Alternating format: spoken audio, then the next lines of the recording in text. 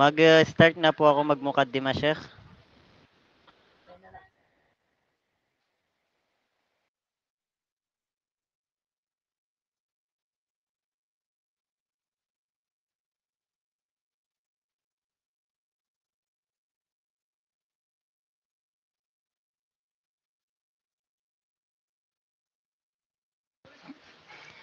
أعوذ بالله من الشيطان الرجيم. بسم الله الرحمن الرحيم.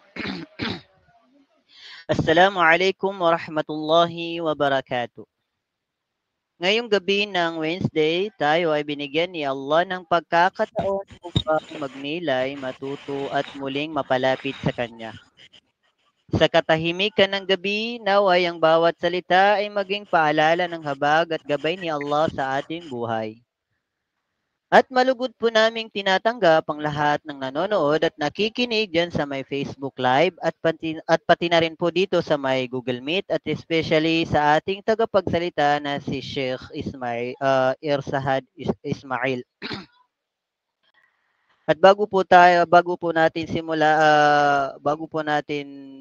pagsimulain ng ating tagapagsalita, ay aking pong pinapaalalahanan ang aking sarili at kayo po na panatilihin po natin o i-check natin palagi ang ating mga mic na naka-off po to or pati na rin din yung ating video at panatilin po natin naka-close ito upang hindi tayo maka-distract kay Sheikh Irsahad Ismail. So yeah, Sheikh, di na po natin papatagalin ang gabing ito. Ang oras ay amin na pong binibigay sa inyo. Falyatafaddal mashkuran ma'jura.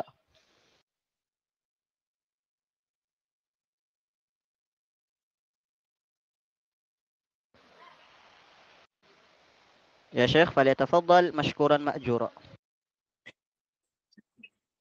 Assalamualaikum. Narinig ako? Naam ya Sheikh.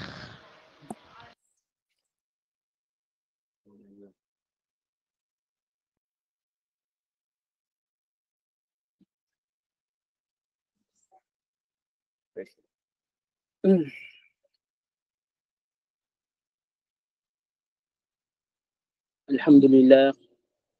Innal hamdalillah khalaqal khalqa wa bil adli hakama murtajal afwi wa ma'luhul umam kullu shay'in shahu rabbul wara.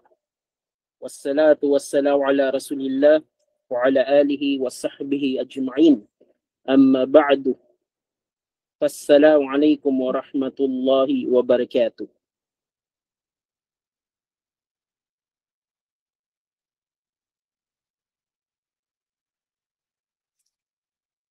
Unang-una sa lahat ay purihin natin ang Allah Subhanahu wa Ta'ala dahil muling pinahintulutan ng Allah Subhanahu wa Ta'ala na tayo ay magtipon-tipon sa oras na ito na kung saan binigyan tayo ng pagkakataon ng Allah Subhanahu wa Ta'ala na makarinig tayo ng mga kaalaman at mga paalala patungkol sa ating hiling Islam. Na kung saan ang mga paalala na ito ay magdudulot ng pagdagdag ng ating iman, pagkakaroon ng takot sa Allah Subhanahu wa Ta'ala at makakarinig tayo ng mga paalala na magiging dahilan ng taufik ng Allah Subhanahu wa Ta'ala sa atin. Lalong-lalo sa panahon natin ngayon na kung saan higit na nangangailangan tayo ng pagsasaliksik ng kaalaman. Na kung saan sa panahon na yun, panahon na ito, maraming fitna na umuusbong, lumilitaw, maraming kaguluhan na nagaganap, na nagiging sanhi ng kapag ang isang tao ay wala siyang alam patungkol sa kung paano siya magre-react or paano siya aayon sa pangyayaring ito, ay maaaring siya maapektuhan. Ang kanyang pagka-Muslim, ang kanyang sarili, ang kanyang iman, maapektuhan sila. Kaya alhamdulillah, dahil tinaufikan tayo ng Allah Subhanahu wa Ta'ala, ibig sabihin tayo yung pinili ng Allah Subhanahu wa Ta'ala na magkaroon ng ganitong pagkakataon na makarinig ng mga paalala. Bali ang ating paksa or mawdu' para sa gabi na ito or sa umaga na ito or sa hapon na ito ay ang tinatawag na pagkakaisa or pagkakaisa o pag-iwas sa sinasabi na pagkakawatak-watak. Okay. Bali sa ganitong paksa na iaayon natin sa kung ano yung katuruan ng Islam patungkol sa usapin na ito. Patungkol dito sa tinatawag na al-wahda o yung pagkakaisa. O sa English, ito yung tinatawag na unity. Unang-una, itong pagkakaisa na ito ay isa sa mga usul ng ating reliyong Islam. Isa ito sa mga pundasyon ng ating reliyong Islam. Na ang tinutukoy dito ay yung kung ano yung nakasang-ayon sa sinabi ng Allah Subhanahu wa Ta'ala patungkol sa bagay nito na sinabi ng Allah Subhanahu wa Ta'ala, wa'tasimu bihablillahi jami'an wala tafarraqu. Sabi ng Allah Subhanahu wa Ta'ala, at kayong lahat ay kumapit kayo ng mahigpit. Inutusan tayo ng Allah Subhanahu wa Ta'ala na kumapit tayo ng mahigpit. Saan? Bihablillah. Sa lubid ng Allah Subhanahu wa Ta'ala. Kumapit daw tayong lahat bilang jama'a, bilang isang umma sa lubid ng Allah Subhanahu wa Ta'ala, wala tafarraqu, at huwag kayong magkakawatak-watak. Huwag kayong magkakahati-hati. Huwag kayong grupo-grupo. Bali ito, sa ayan na ito, pinapakahulugan ng Allah Subhanahu wa Ta'ala na paliwanag ng mga salafus salih sa bagay na ito yung pagkakaisa ng bawat Muslim sa lubid ng Allah Subhanahu wa Ta'ala. Ngayon, ano ba yung ibig sabihin ng lubid ng Allah Subhanahu wa Ta'ala? Sabi ni Sheikhul Islam Ibn Taymiyyah, sabi niya, yung lubid daw ng Allah Subhanahu wa Ta'ala, ito yung dinillah. Okay? Ito yung dinillah. Pag sinabing dinillah, ito yung reliyong Islam. Pagkakaisa sa reliyon ng Allah Subhanahu wa Ta'ala na kung saan ito yung aplikasyon ng Quran at Sunnah. Pagkakaisa sa Islam na kung saan ito yung Quran at Sunnah. Yung application ng Quran at Sunnah na dapat nating kapitan ng mahigpit itong Quran at Sunnah para magkaroon ng pagkakaisa.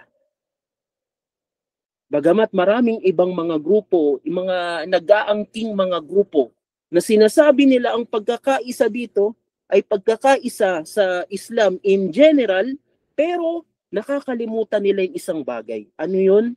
Yung pagkapit sa Quran at Sunnah. Bakit? Kasi na-separate nila na kapag sinabing pagkakaisa sa reliyon ng Allah Subhanahu wa Ta'ala, pagkakaisa sa Islam, ang iniisip nila o ang ibig sabihin nila, yung mga grupo na nagtatawag ng pagkakaisa, ang tinutukoy nila dito ay kahit anong klase kang denominasyon. Basta ikaw ay masasabi mo na Muslim ka, na ikaw ay naniniwala sa Allah Subhanahu wa Ta'ala, ngunit regardless na sa kanila yung Quran at Sunnah. Ibig sabihin, hindi nila isinasaalang-alang yung factors ng Quran at Sunnah. Parang ang sinasabi nila, basta Muslim ka, magkaisa tayo. Ngunit, nakalimutan nila yung Quran at Sunnah. Ito yung mahalaga. Sa pagkakaisa sa lubid ng Allah Subhanahu wa Ta'ala, sa reliyon ng Allah Subhanahu wa Ta'ala, nararapat na ibase natin sa Quran at Sunnah. Quran at Sunnah. Kaya ano bang kahalagahan ng pagkakaisa nito o yung pagkakaroon ng hindi pagkakawatak-watak? Okay. Tayo bilang umman ng propeta Muhammad sallallahu alaihi wasallam, tayo ay pinili ng Allah Subhanahu wa Ta'ala. Anong sabi ng Allah Subhanahu wa Ta'ala? Kuntum khayra ummatin. O kayong mga pinakamainam na ummah ng propeta Muhammad sallallahu alaihi wasallam. Kayo ang pinakamainam na ummah, ang ummah ng propeta Muhammad sallallahu alaihi wasallam. Ibig sabihin tayo na alin? Ukhrijat linnas, na lumitaw sa sangkatauhan. Ibig sabihin, tayong ummah ng propeta Muhammad sallallahu alaihi wasallam, tayo yung pinakamainam na ummah na lumitaw sa sangkatauhan. At anong dahilan nun? May dahilan yun. Dahil sa tu'minuna billah, naniniwala sa Allah subhanahu wa ta'ala. Pag sinabing tu'minuna billah, ang mga faham ng mga ulama dito, hindi lang ito sa mananiniwala ka o nagkiklaim ka lang sa Allah subhanahu wa ta'ala, nagsasabi ka na naniniwala ko sa Allah subhanahu wa ta'ala, sinasamba ko yung Allah subhanahu wa ta'ala, pero hindi mo buo na sinasamba yung Allah subhanahu wa ta'ala. Bakit? Kasi nakakagawa ka ng mga paglabag sa Allah subhanahu wa ta'ala, mga tinatawag na dhulm sa Allah subhanahu wa ta'ala, yung shirk, yung pagsasakuto. Ibig sabihin dito nung tu'minuna billah, yung tauhid at yung tamang akida. Ibig sabihin, kung titignan natin, application nung naunang aya na sinasabi natin, yung lubid ng Allah subhanahu wa ta'ala, magkakaisa tayo sa reliyon ng Allah subhanahu wa ta'ala, na i-apply natin yung Quran at Sunnah kung paano inunawan ng mga salaf. Anong resulta nun? Magkakaroon tayo ng tinatawag ng pagkakaisa sa ating paniniwala sa Allah subhanahu wa ta'ala, yung tinatawag na akida at paniniwala sa iba pang dapat natin paniwalaan bilang isang Muslim.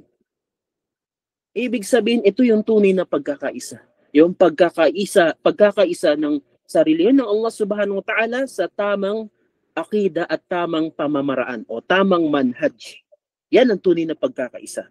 Hindi yung pagkakaisa na basta na kinlay mo lang yung sarili mo na Muslim, kinlay mo lang yung sarili mo na naniniwala sa Rasulullah sallallahu alaihi wasallam, pero ang problema, naiwanan mo yung pagfaham, yung tinatawag na tamang pag-apply ng Quran at Sunnah. Hindi yun ang pagkakaisa. Kaya sabi ng mga ulama, ang pagkakaisa, halimbawa si Sheikh Salih Al-Fawzan, sabi niya, yung pagkakaisa daw, hindi ito dahil sa, anong tawag doon? Hindi ito dahil sa kiniklaim mo lang yung sarili mo na bilang isang Muslim. Na sinasabi mo na kahit iba yung paniniwala mo bilang isang Muslim, basta naniniwala ka sa Allah subhanahu wa ta'ala, yun na yung pagkakaisa. Hindi yun. Hindi yun. Kasi unang-una, ang propeta Muhammad sallallahu alaihi wasallam, sinabi niya na, nauna na siya nagsabi, na yung kanyang umma ay mahati. Mahati. Pag sinabi yan ng propeta Muhammad sallallahu alaihi wasallam, hindi na natin yan mapipigilan.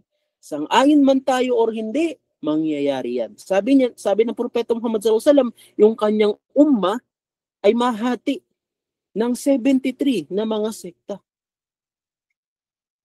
Kaya doon pa lang darating talaga yung panahon na magkakaroon tayo ng pagkakawatak-watak. Pero ngayon, nasaan yung pagkakaisa doon? Ang pagkakaisa doon ay kung sino man yung nag-iisang grupo doon, o yung nanatili sa jamaah. Yung nanatili sa jamaah. Sino ba yung mga nanatili sa mga jamaah? Sila yung kumapit sa Quran at Sunnah. Sila yung kumapit sa Quran at Sunnah. At yan yung tunay na pagkakaisa. Kaya sabi pa ni Sheikh Albani, kung ang pagkakaisa sa tamang akida ay nagdudulot ng pagkakawatak-watak o paghihiwalay ng ibang akida, so be it. Ibig sabihin, yun talagang epekto. Bakit? Kasi ang pagkakaisa sa tamang akida, isa sa magandang resulta niyan, na ise-separate yung hak sa batil. Sabi ng Allah subhanahu wa ta'ala, wala talbisul haqqa bil batil. Huwag ninyong paghaluin yung hak, yung katotohanan sa batil, sa kabuktutan. Ibig sabihin ang mga taong magkakaiba ng pangunawa o kaya ng paham sa Quran at Sunnah ay magkakahiwalay. Bakit? Kasi hindi yan maghahalo. Hindi magkakasundo ang nagtatahan ng katotohanan ng hak sa taong nagtatahan ng batil. Ibig sabihin sa mga taong ligaw. Hindi yan magkakasundo. Ngayon, nasaan yung pagkakaisa dito? Ang pagkakaisa dito ay sa tamang akida. Yan ang tunay na pagkakaisa. Okay? Ngayon, sinabi lang natin yan para hindi tayo malito. Kasi baka mamaya ma-misinterpret yung ano natin, yung title natin, pagkakaisa. Kasi sa panahon ngayon, napakainit na issue yan. Okay, kumbaga ito yung ginawa nating mukaddima para alam natin kung ano yung tinutukoy na pagkakaisa dito. Kasi baka mamaya ma-mislabel tayo or ma-misinterpret tayo na ang akalain ng iba, iisipin na ang sinasabi natin na pagkakaisa dito ay magkaisa ang lahat ng Muslim regardless kung ano yung akida niyan, kung ano yung manhaj niyan. No, pero ang tinutukoy dito na pagkakaisa, yung nasa iisang manhaj, nasa iisang akida. Okay, at least naunawaan natin. Okay, given na ang tinutukoy natin dito ay nasa tamang manhaj, yung tamang akida, pagkakaisa ng tamang grupo na ito yung tinutukoy ng Propeta Muhammad sallallahu alaihi wasallam na sa 'di ba sabi natin kanina magkakawatak-watak ang umma ng Propeta Muhammad sallallahu alaihi wasallam na aabot sa 73 at isa lang doon ang makakapasok sa impyerno ay sa paraiso rather ang makakapasok sa paraiso, ibig sabihin the rest ay makakapasok sa impyerno. Bali yung isa na yun yung nasa tamang akida. Okay? Nasa tamang akida. At sino yung mga taong yun? Yung kumapit sa Quran at Sunnah. Yung kumapit sa Quran at Sunnah. Napakahalaga niyan. Ang Islam hindi yan nagtatapos sa ano lang, yung naniniwala ka lang sa Allah, naniniwala ka sa Propeta Muhammad sallallahu alaihi wasallam, tapos freestyle na kung paano mo sila paniwalaan, na kung saan-saan ka kumukuha ng mga batayan patungkol dito. Hindi ganun. Ang Islam, sabi ng mga ulama, al-Islam, yung Islam daw ay sa kung paano nila ala fahmis salafus salih. Ibig sabihin kung paano inunawa ng mga salafus salih. Yung alin, yung Quran at Sunnah. Ito yung Islam, ito da yung wahiya ano ba tawag? Al-Quran was Sunnah at kung paano nila inunawa, kung paano finaham ng mga salafus salih.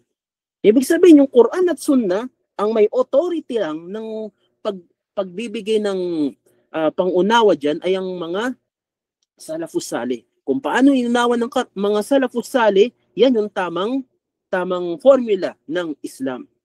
Hindi yung kung sino-sino nag-aangkin ng mga tao, ng mga grupo na ang ginagamit lang nila yung kanilang sariling opinion, yung sarili nilang kuro-kuro o yung mga logic nila, hindi ganon. Pero sa pangunawa ng mga salafus salih. Bakit? Ano ba meron dito sa mga salafus salih? Sila yung mga salafus salih, sila yung pinili ng Allah subhanahu wa ta'ala na pinakamainam sa lahat ng henerasyon. Ang Propeta Muhammad sallallahu alaihi wasallam, nung panahon niya, nandun yung mga unang henerasyon ng mga salafus salih. Sino yun? Yung mga sahaba. Bali sa mga sahaba na yun, pinasa ng Rasulullah sallallahu alaihi wasallam yung tamang katuruan ng Islam. Hanggang sa yung mga sahaba, pinasa naman nila sa sunod na henerasyon, which is yung tabi'in. At yung mga tabi'in, pinasa naman nila sa sunod na henerasyon, yung at-taba tabi'in. Ibig sabihin, sa tatlong henerasyon na yan, dyan nanggaling dyan nagko-continue yung tamang katuruan ng Islam na mula sa Propeta Muhammad sallallahu alaihi wasallam. Kaya yung pagkakaisa dito ay yung pagkakaisa sa tamang akida, sa tamang manhaj. Okay. Bali, ano bang kahalagahan ng pagkakaisa nito? Na nabanggit natin kanina, yung lubid ng Allah subhanahu wa ta'ala, ito yung dinillah o yung tawag dito, yung relihiyon ng Allah subhanahu wa ta'ala, yung Islam, na kung sino man daw yung mahigpit na kumakapit sa relihiyon ng Allah subhanahu wa ta'ala ay sila ay magkakaisa. Kaya yung mga taong kumakapit noon, sila ay magkakaisa at hindi sila magkakawatak-watak. At ano pang dahilan kung bakit tayo pinili ng Propeta Muhammad sallallahu alaihi wasallam? Yung umma ng Propeta Muhammad sallallahu alaihi wasallam ay pinili ng Allah subhanahu wa ta'ala bilang pinakamainam. Ano pang dahilan nun? Dahil nandun sa kanila yung ta'muruna bil ma'ruf wa tanhauna 'anil munkar. Pagkatapos sabihin ng Allah subhanahu wa ta'ala yung tu'minuna billah, yung paniniwala sa Allah, sinunod naman niya yung ta'muruna bil ma'ruf wa tanhauna 'anil munkar. Ibig sabihin, tayo ay nag-uutos ng kabutihan at nagbabawal ng kasamaan. Ibig sabihin, yung pagiging mainam natin sa lahat ng mga tao na lumitaw dito sa mundo, isa sa dahilan nun ay nag-uutos tayo ng kabutihan at nagbabawal ng kasamaan. Ngayon, ang tanong sa panahon ba natin ay na-implement yan? Na-implement yan? Yes, na-implement yan. Pero mangilan-ngilan lang ang nagpapa-implement niyan. Bakit? Kasi ang nagpapa-implement niyan ay yung mga taong nagtatahan sa tamang akida at tamang manhaj. Diyan sila nagkakaisa. Kaya yung mga tao na hindi sang-ayon sa bagay na ito, na pagkatapos sabihin ng ating mga ulama na ito ay bawal, ito ay bid'a, ito ay ganito ang hatol niyan, ganito, ito ay mga haram. Kapag may mga tao na lilitaw na hindi nila tatanggapin yun, ibig sabihin yung mga taong hindi tumanggap doon ay hindi siya tumanggap sa pagiging mainam ng umma ng Propeta Muhammad sallallahu alaihi wasallam. Anong nangangahulugan nun? Anong kahulugan nun? Ang kahulugan nun ay hindi siya kabilang doon sa pagiging mainam ng umma. Bakit? Kasi hindi niya tinanggap yung pag-uutos ng kabutihan at pagbabawal ng kasamaan. Kaya dito pa lang meron ng hindi pagkakaisa. Kaya ang tinutukoy dito na pagkakaisa, yung pagkakaisa sa tamang akida at tamang manhaj. Okay. Ngayon, ano bang kahalagahan ng pagkakaroon ng pagkakaisa sa bagay na ito? Given na sa tama silang manhaj o tamang akida, ano ba yung kahalagahan ng pag-maintain sa jamaah?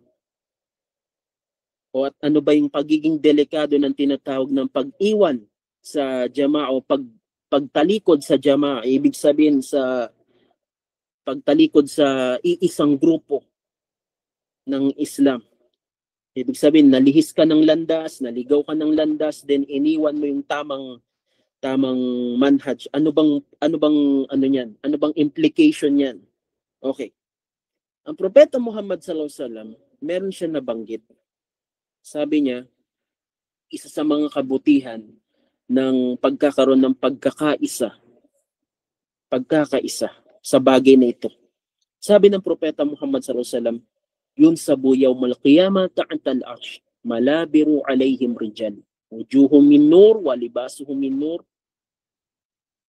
laysa bil malaika wa laysa bisyuhada walakin yagbituhum 'ala al-anbiya wasyuhada.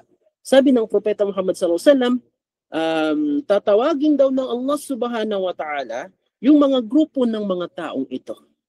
Grupo ng mga taong ito na pasisilungin ng Allah Subhanahu wa Ta'ala sa ilalim ng kanyang arsh. Bakit? Sa araw ng paghukom, para alam natin, sa sobrang init sa araw ng paghukom, habang hinihintay natin yung araw ng paghukom, ang tagal natin hihintayin yan. At ang araw ay parang nasa taas lang ng ulo natin. Sobrang init. Kaya kapag wala kang masisilungan, sobrang init. Tagatak yung pawis mo. May mga pawis na umaabot sa kanilang tuhod, sa kanilang bewang, at meron din mga taong nalulunod sa kanilang sariling pawis. Depende sa kanilang nagawa. At kapag wala kang masisilungan, ganun ang kasasapitan ng tao. Ngayon, may mga tao na pinasilong ng Allah Subhanahu wa Ta'ala para maiwasan yung init ng araw. At yung kabilang sa mga tao na yon na pinasilong ng Allah Subhanahu wa Ta'ala na sinabi niya, o kayong mga tao na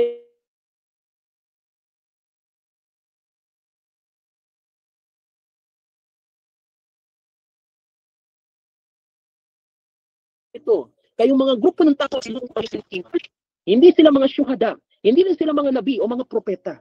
Ngunit, yung mga propeta, hihilingin nila sa Allah Subhanahu wa Ta'ala, Ya Allah, sino ba itong mga taong ito?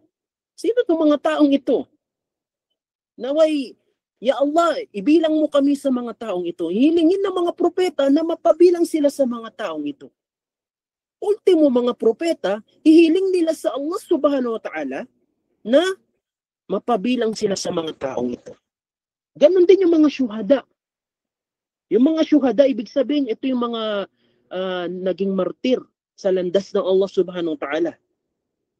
Sila yung mga syahid sa landas ng Allah Subhanahu wa Ta'ala. At alam natin, pagkatapos ng mga propeta, ang mga syuhada ang pinakamainan. Ibig sabihin, magkakaroon din sila ng mataas na antas sa paraiso. Ngunit maging sila, hihilingin nila sa Allah subhanahu wa ta'ala, iduduan nila sa Allah subhanahu wa ta'ala na mapabilang sila sa mga taong ito. Nasasabihin nila, Ya Allah, ibilang mo kami sa mga taong ito. Ibilang mo kami sa mga taong ito. At sa mga taong ito ay nagliliwanag ang kanilang pagmumuka. Yung pagliliwanag ng kanilang pagmumuka na parang isang bundok para silang araw na meron silang sariling sinag. Ganon din ang kanilang kasuotan, nagliliwanag. Kumbaga, nagpapahiwatig ng kanilang magandang kasasapitan sa araw ng paghukom. Itong mga taong ito. Kaya yung mga nabi, yung mga propeta, yung mga syuhada, kinaiinggitan nila yung mga taong ito. Hanggang sa sinabi ng propeta, ay sabi ng mga sahaba, Ya Rasulullah, tukbiruna man hum. Ya Rasulullah, ikwento mo sa amin, sabihin mo sa amin, kung sino ba itong mga taong ito? Kung sino may mga taong ito? Kung sino ba yung mga tinutukoy mo, Ya Rasulullah, na ang mukha nila ay nagliliwanag, yung kanilang kasuotan nagliliwanag, maging yung mga propeta, mga taong na shahid, ay humihiling sa Allah na mapabilang or mapasama sila sa grupo ng mga taong ito. Sumagot ang Rasulullah sallallahu alaihi wasallam, sinabi niya, hum qaumun tahabbu biruhillahi ala ghairi arhamin bainahum wala amwalin yata'atawnaha.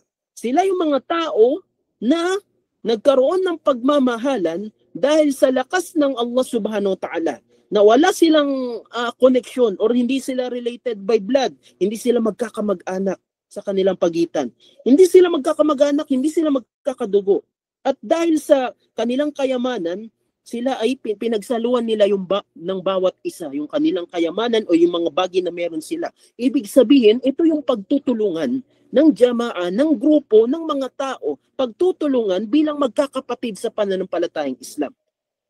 Okay, given na sinabi natin kanina, ilabas natin yung mga hindi kasama sa tamang akida, tamang manhaj. At yung mga tao na yun na nagtulungan, ito yung kasasapitan nila. Nagmahalan sila sa Allah subhanahu wa ta'ala, nagmalasakit sa bawat isa, nagkapatiran, nagbubuklod-buklod, nagkaisa.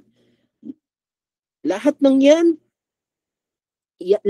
ay kabilang sa mga taong pasisilungin ng Allah subhanahu wa ta'ala sa ilalim ng kanyang arsh. Ibig sabihin, yung bagay na ito, hindi ito basta-basta. Kung sino man ang nanatili sa lubid ng Allah subhanahu wa ta'ala, sa tamang akida, tamang manhaj, plus, nagkaisa sila ng kanyang mga kapatid na parehas sila ng akida, parehas sila ng manhaj. Hindi sila nagkakasakitan ng loob, nagtutulungan sila, nagmamahalan sila. Nagkakaisa sila, sila yung pasisilungin ng Allah subhanahu wa ta'ala. Kaya kung titignan natin, napakaganda. Ngunit sa panahon natin ngayon, subhanallah, given na parehas ng akida, parehas ng manhaj, nagtatalo, nagkakaroon ng pagkakawatak-watak. Parehas mahalam, pasintabi, parehas mahalam, parehas ng akida, parehas ng manhaj. Pero nagkakaroon ng pag-aaway, nagtatalo, nagdedebate sa publiko. Subhanallah, nagdudulot ng fitna.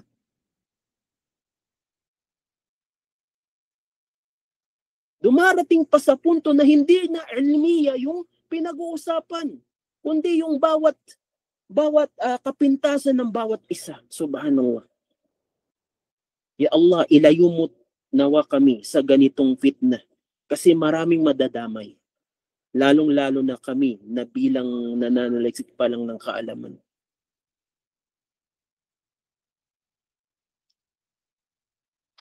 At alam natin, pagdating sa bagay na ito, tinuturo rin sa atin, isa sa mga mahalagang turo ng Islam ay yung pagkakapatiran. Pagkakapatiran. Yung pagkakapatiran na kung saan hindi dapat natin pinuputol. Hindi dapat natin pinuputol, hindi natin dapat na hayaan na magkasiraan tayo ng ating kapatid sa pananampalatayang Islam. Given na nasa isang panig lang tayo. Laging pinapaalala ng Propeta Muhammad sallallahu alaihi wasallam Sinabi niya,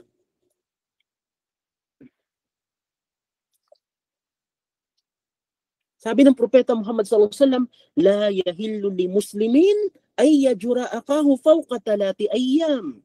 Hindi daw maaari or hindi pinahintulutan. La yahillu, hindi pwede, hindi halal, hindi pinahintulutan sa isang Muslim. Ibig sabihin bawal. Na ano? Na meron siyang kapatid sa pananampalatayang Islam na meron silang alitan o away na iwanan niya sa loob ng 3 araw na hindi sila nagkakausap o hindi sila nagkakabati, hindi sila nagkakaunawaan. Ibig sabihin, itong paalala ng Propeta Muhammad SAW, napakatindi nito. Na hanggang sa dinugtong niya pa kung sino man yung mga taong gumawa nun, anong mangyari sa kanila? Sila ay makakapasok sa impyerno. Makakapasok sa impyerno.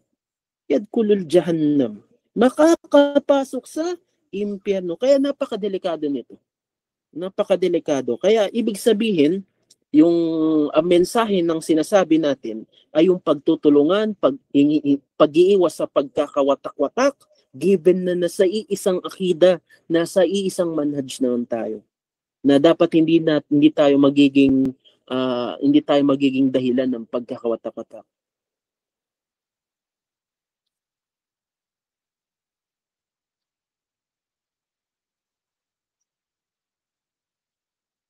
Bilang isang Muslim na nasa tamang akida at tamang manhaj, dapat tayo ay parang isang buong tao. Yung umma natin, yung grupo natin, dapat parang isang tao na sinabi ng Propeta Muhammad sallallahu alaihi wasallam, sabi niya, al-muslimuna karajulin wahidin. Ang Muslim daw ay parang isang tao. In istaka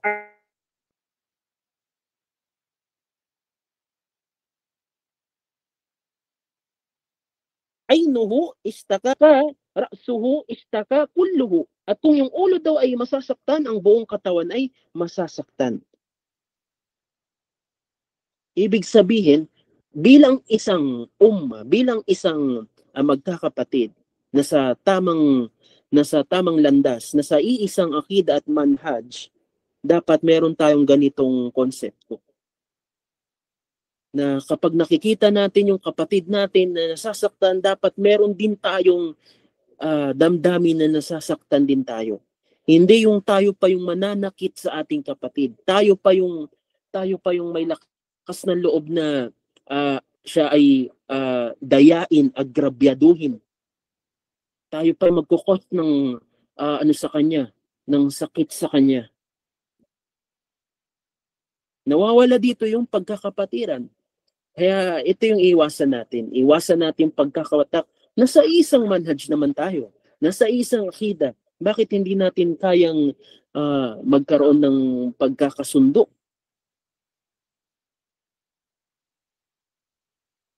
Kung magkakaroon man tayo ng hindi pagkakaunawaan, halimbawa sa mga kaalaman may regarding sa issue ng fiqh, gamitin natin ng ilmiya na pamamaraan. Hindi yung magkakaaway tayo sa pamagitan ng parang nagbuhusan tayo ng kapintasan, nagpersonalan tayo, at nagpahiyaan tayo sa public. Lalo na kung maalam tayo. Bakit? Kasi nagiging punot dulo ito ng fitna. Na ang mga tao na katulad natin na nagsasaliksik ng kaalaman sa ating mga maalam na tagapagturo, isipin natin, kung ganito na lang ang mga nagtuturo, sila yung nag-aaway at pinapublic nila yung kanilang pag-aaway, magkakaroon ng kaguluhan. Doon magsisimula yung pagkakawatak-watak. Nakakalungkot isipin. Okay lang sana kung ilmiya, pero kung nagbabatuhan na ng kapintasan sa bawat isa, nagpepersonalan na, naglalabasan na ng tinatawag na mga itinago na ng Allah subhanahu wa ta'ala, subhanallah, ibang bagay na yun.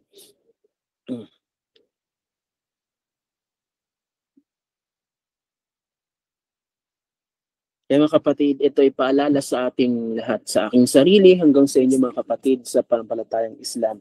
Dahil ang reliyon natin ay hindi reliyon ng pagiging makasarili, bagkus ito ay reliyon din ng pagkakapatiran na given na nasa isang akida at manhaj tayo, dapat alam natin kung paano tayo magre-react sa mga ganitong usapin. Alam natin kung paano tayo kakapit sa lubid ng Allah subhanahu wa ta'ala dahil napakahalaga nito.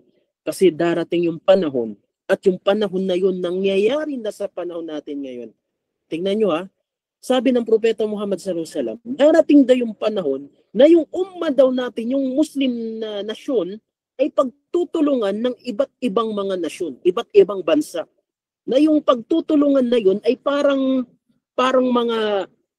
isang hapagkainan lang na nasa gitna ng mga kumakain na mga iba't ibang nasyon. Ano ibig sabihin nun? Yung parang ginawa tayong pulutan. Para tayong ginawa ng pulutan. Parang halimbawa nakapalibot sa atin yung iba't ibang mga kalaban ng Islam. At yung mga iba't ibang kalaban ng Islam na yun, nasa isang table para kumain. At yung pagkain nila ay tayo. Parang ganyan ang mangyayari sa atin. At sa panahon natin ngayon, nangyayari yun. Ngayon, nung sinabi yun ng Propeta Muhammad sallallahu alaihi wasallam, nagtanong isa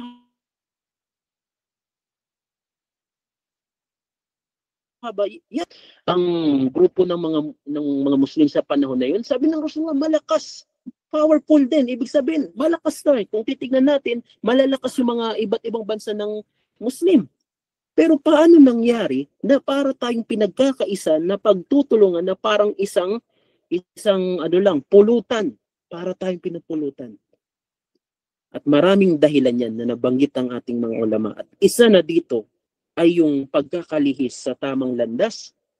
Nawawala yung tinatawag na pagkakabuklod sa isang akida at manhaj. Bakit? Kasi laganap na yung shirk, laganap na yung bid'ah, laganap na yung mga haram, yung mga maasiya, yung mga mungkarat.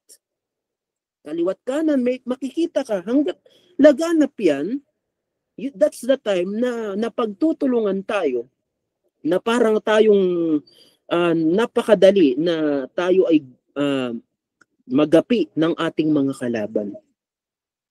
Parang ganito yan. Kung tayo mismo nasa loob ng bakod na yon, na tayo mismo bilang magkakapatid sa Islam ay hindi nagkakasundo, nagkakawatak-watak tayo, papaano na lang tayo sa harap ng mga taong yun na kalaban ng Islam? Yan yung nakikitang kahinaan nila sa atin. Yan yung nakikitang kahinaan nila sa atin. Kaya ang sabi ng mga ulama, itong mga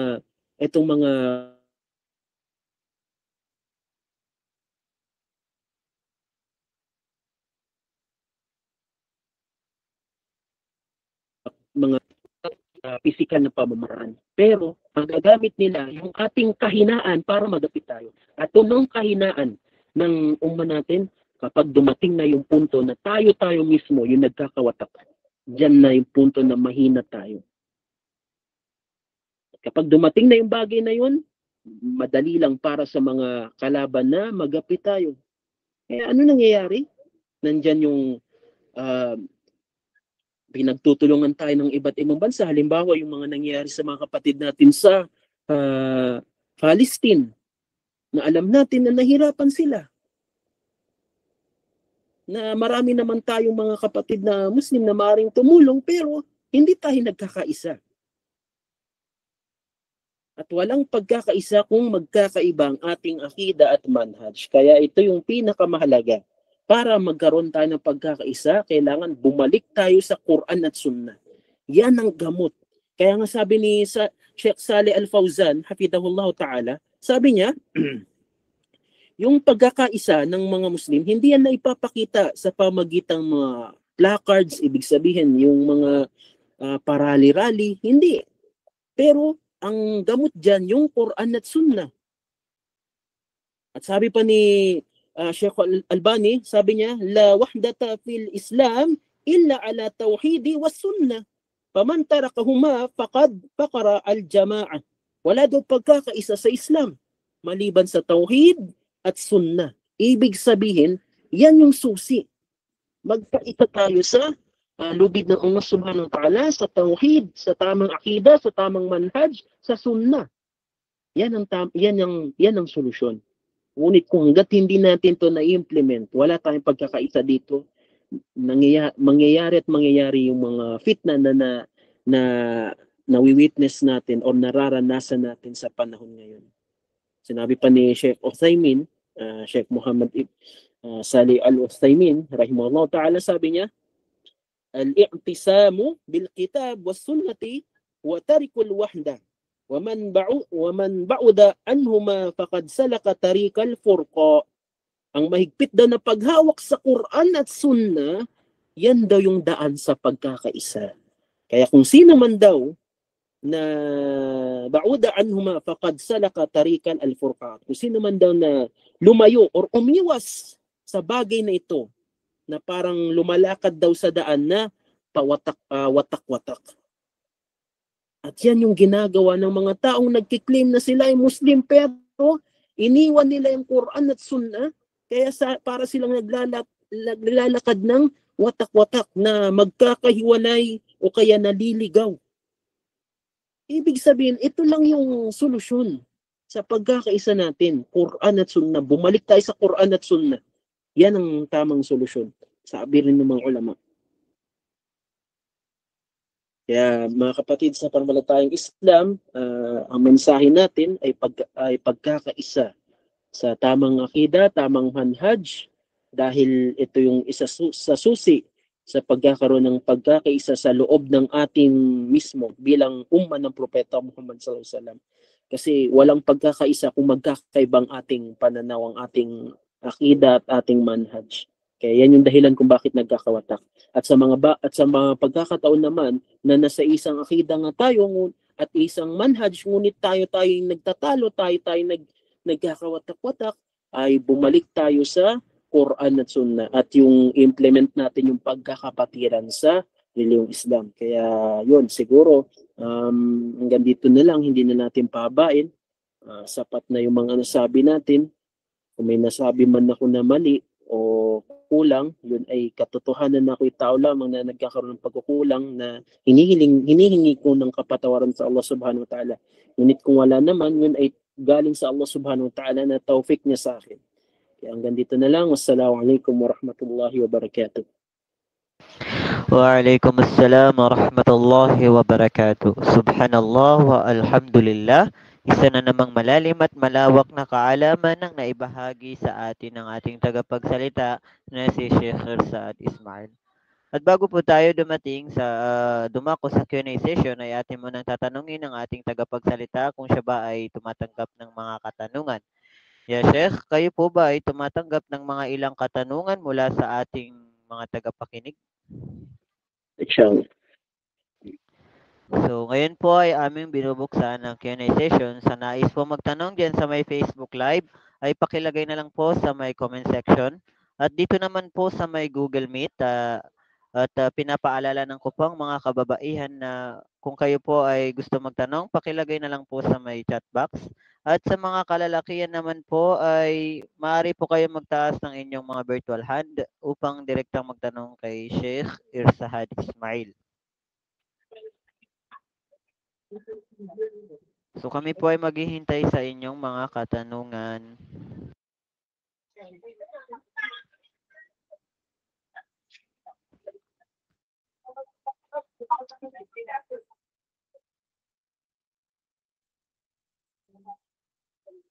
So unang katanungan, ya Sheikh, mula sa ating sister na si Norhaya.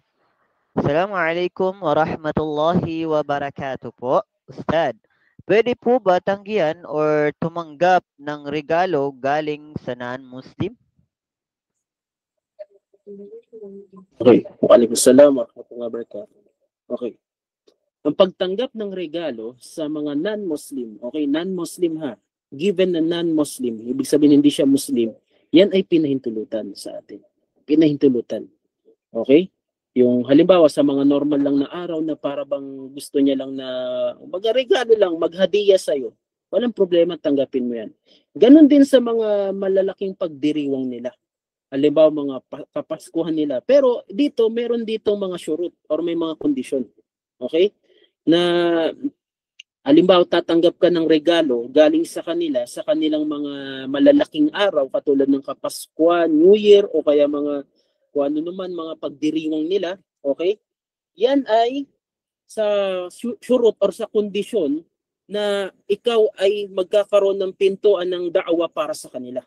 Ibig sabihin, tanggapin mo yan, pero hindi dahil sa sumasang-ayon ka sa kanilang okasyon, sa kanilang pagdiriwang. Bagkus, gawin mong pintuan ng da'wa para maipaliwanag mo kung ano yung mensahe ng Islam patungkol sa bagay na yun. Halimbawa, sa Pasko, binigyan ka ng regalo. Sabihin mo na salamat sa pagregalo na ito, ngunit sa Islam, walang Pasko. Tatanggapin ko to. Kasi tatanggapin mo yun bilang hindi, para hindi mo siya, hindi mo mapasama yung kanyang kalooban, bagkus siya pa ay matuturuan mo, mai-open mo sa kanya yung mensahe ng Islam, basta maipaliwanag mo sa kanya na sa bagay na yon, sa pagtanggap ng regalo sa Kapaskuhan nila o kaya sa anong okasyon nila, ay hindi pinahintulutan sa Islam yung mga okasyon na yon.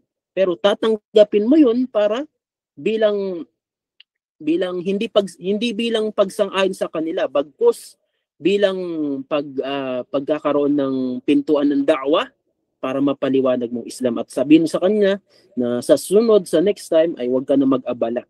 Okay? Kumbaga pintuan ng da'wa. Yun ang shurut nun. Yun ang condition nun. Hindi dahil sa makikiisa ka. Na para bang sabihin mo, salamat sa uulitin. Ang lakas ng loob mo na magsabi pa sa uulitin pa. Hindi pwede yun. Na parang sinasabi mo na gusto mo pang ulitin na bigyan ka ulit sa sunod na Pasko, sa sunod na New Year. Hindi ganun. Pero paliwanag mo na walang ganong okasyon sa Islam. Pero tinanggap mo lang yun bilang pintuan ng da'wa na ipaliwanag mo Islam at para maiwasan na sumama yung loob sa'yo ng tao. Okay? Yun po. Yun po yung condition. Pero kung halimbawa mga normal lang na araw, yung parang binigyan ka lang niya ng pwede mong tanggapin ng walang kinalaman dun sa okasyon. Okay? Pwede mong tanggapin. Kasi ang Propeta Muhammad sallallahu alaihi wasallam, tumanggap din siya ng mga regalo mula sa mga Yahudi, sa mga Hudyo. Niregaluhan pa siya ng mga meat or ano ba yan, yung mga karne. Okay? Karne na kakainin. At yun ay nagpapatunay o dalil na pwedeng tumanggap ng regalo mula sa mga non-Muslim. Okay. Allah Ta'ala a'lam. Aywa, jazakallahu khairan ya Sheikhana. At Sheikh, nais po muna namin magpaalam sa inyo kasi may kababaihan na isang sister natin na magtatanong po na sa pamamagitan ng pagsasalita, Sheikh. Gusto niyang mag-on mic. Okay Sige, lang po ba? problema. Kasi nakausap ko naman po ang president at yun ay okay po siya. Sige, kung gano'n, mas mainam. Aywa, ya Sister Jasmine. Naam, tafadhalin. Okay. Assalamualaikum Ustad. Kilala din po ako ni Ustad Ersad kasi estudyante din po kami sa tafsir sa iba pang mga ano. Ustad, ang tanong ko po Ustad, hindi siya po talaga tanong actually. Kasi humihingi po ako ng payo sa inyo kasi ngayon po alam naman natin na may mga fitnang nagaganap sa mga masyaikh natin na pinagkukuhanan namin ng kaalaman. So bilang estudyante niyo po, na kasi marami po ako nakikita ng mga kaibigan ko dati, mga kaklase ko rin po sa iba't ibang organisasyon na nagko-comment po sila at mga screenshot pa po yung nakikita ko. Bilang mag-aaral niyo po, ano po yung maipapayo niyo po sa amin na upang hindi na po makadulot pa po ng mas malaking sa mga ustad kasi marami po akong nakikita na nagko-comment ng mga estudyante po. Okay. Alam nyo, itong mga nangyari sa panahon natin, ito ay mga kabilang sa mga fitna. Okay? In general, pagdating sa mga ganitong fitna, ang payo ng Propeta Muhammad sallallahu alaihi wasallam sa atin ay tumahimik. Huwag na tayong dumagdag sa apoy. Huwag na tayong makisali. Lalo na kung tayo ay mga kabilang sa mga awam na hindi natin alam kung ano yung detalye ng pinag-uusapan nila. Kumbaga, makinig lang tayo. Wala tayong kakampihan, hindi tayo magtataasob, Ibig sabihin, hindi tayo magiging blind follower, wala tayong kakampihan at hindi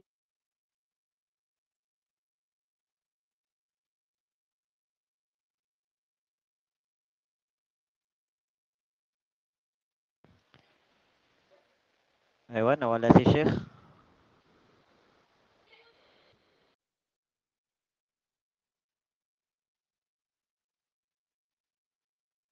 Wait lang sister ha. Mukhang nawala si Sheikh.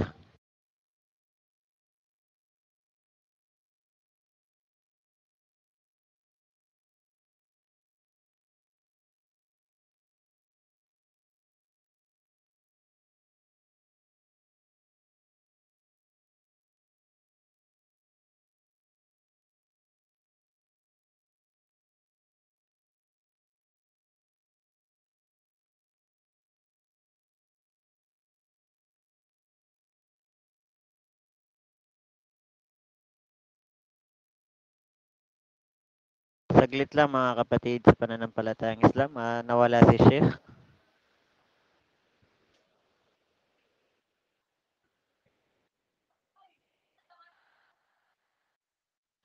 Ibrahim, OL, head founder ng OL. Baka pwedeng pakisabihan si Sheikh.